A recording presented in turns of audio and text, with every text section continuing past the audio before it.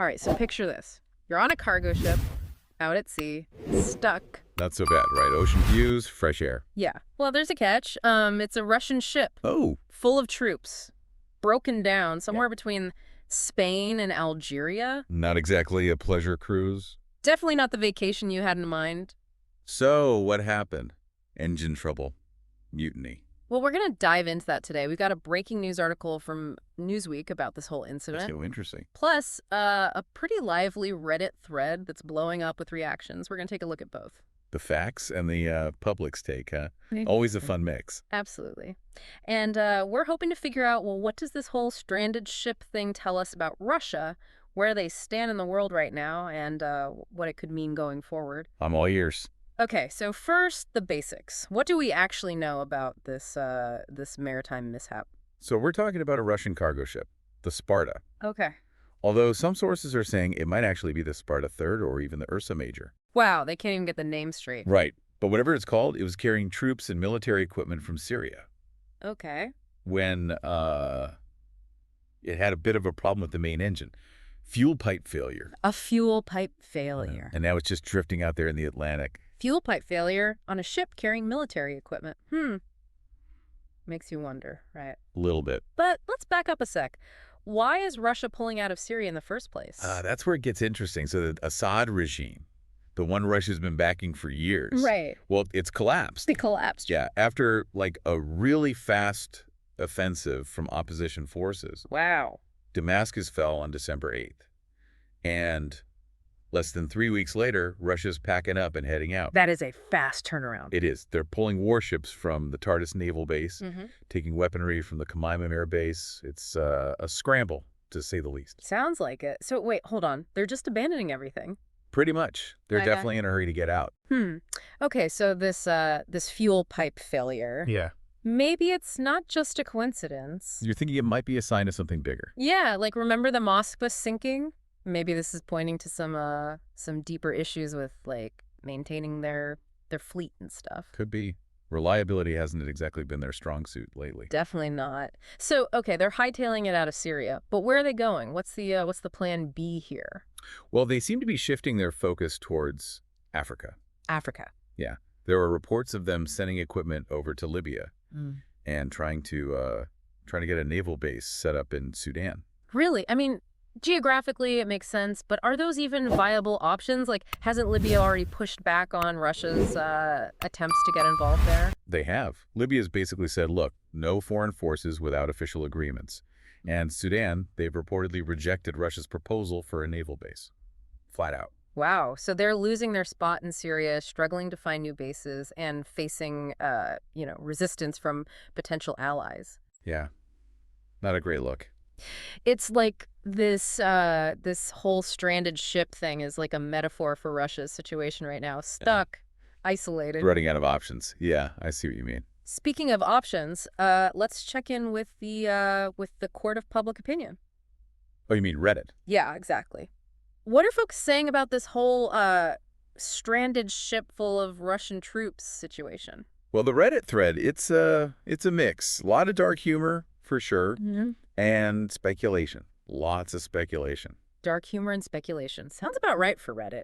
But seriously, I mean, what are the long-term consequences here? What does this all really mean? Well, it might seem like just, one ship having a bit of bad luck. But I think this incident really exposes some of Russia's some of their key weaknesses. Yeah. We've already talked about the whole logistics thing. Right, the Moskva, the fuel pipe, yeah. But there's a bigger issue here. Their global influence. Russia's global influence. It's shrinking fast. Okay, I'm not seeing the connection here. How does this one ship breaking down in the Atlantic tie into Russia's global standing? Well, the Institute for the Study of War, they've issued a pretty serious warning. FISSW. Yeah. They're saying that Russia could actually lose their Tartus naval base. Wait, seriously? All because of what's happening in Syria? That's what the ISW is saying. The Assad regime collapsing, it's thrown everything into chaos. Hold on, remind me. Why is the Tartus base such a big deal? Well, it's their only Mediterranean naval base. Oh, right.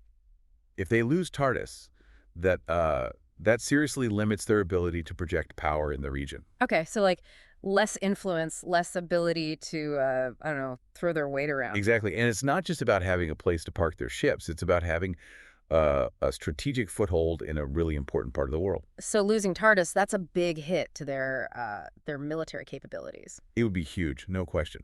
And you combine that with, struggling to find new bases, facing all this pushback from potential allies. Yeah. It paints a pretty clear picture. Russia's global standing, Yeah. it's taking a hit. So this broken down ship adrift in the Atlantic, Yeah. it's like a symbol of Russia's weakening position on the world stage. It's a powerful image, that's for sure. It really is. And it makes you wonder what's next. I mean, we've talked about Russia's struggles, but what about like the bigger picture? You're thinking about the potential for wider conflict. Yeah, exactly. And what about those troops, the ones stuck on the Sparta? What happens to them? Right, right. Well, let's go back to that Reddit thread for a minute. You mentioned there was some speculation going on. Oh, yeah. What kind of scenarios are people throwing out there? Well, some people are wondering if Ukraine might see this as a chance. A chance to like salvage the Sparta for parts. I mean, it is a Russian ship. Some are suggesting, well, bolder moves, let's say. Ah, Reddit. Where international incidents become opportunities for armchair admirals? Pretty much. Oh. But even beyond the more out there ideas, there's a definite sense of like uncertainty in the thread. People are trying to figure out what this means, not just for Russia, but for everyone. It's like we're all watching this like slow motion train wreck. You can see things are going off the rails, but you don't know how bad the crash will be. Or who else gets caught in a wreckage? Exactly. And that's what makes this this whole Sparta thing so, I don't know, so fascinating. It's like a tiny little example of all the bigger things happening in the world right now. It is a microcosm, as they say. So where do we go from here? What happens to those troops stuck on board? What does this mean for Russia's relationship with the West? Those are the big questions. And unfortunately, we don't have the answers Yeah. yet. But one thing's for sure, this story, it's not over. Not by a long shot. So what can our listeners do? How can they stay informed and, make sense of all this? Stay curious. Stay engaged. Keep up with the news. Read different analyses. Even those Reddit threads. Just, take them with a grain of salt. A healthy dose of skepticism is always good advice, especially when it comes to armchair admirals giving military advice online. Definitely, but don't let that stop you from digging deeper. The more informed we all are, the better. This has been a wild ride. We started with a broken down ship and ended up talking about like the future of global power. It's amazing how these seemingly small things can really make you think about the bigger picture. It's a reminder that even with, all the information we have at our fingertips, there's still so much we don't know. And that's what keeps it interesting, right? Absolutely. Always more to learn, more to uncover. To our listeners, stay curious, keep exploring, and we'll see you on our next deep dive. Until then, keep your eyes on the horizon.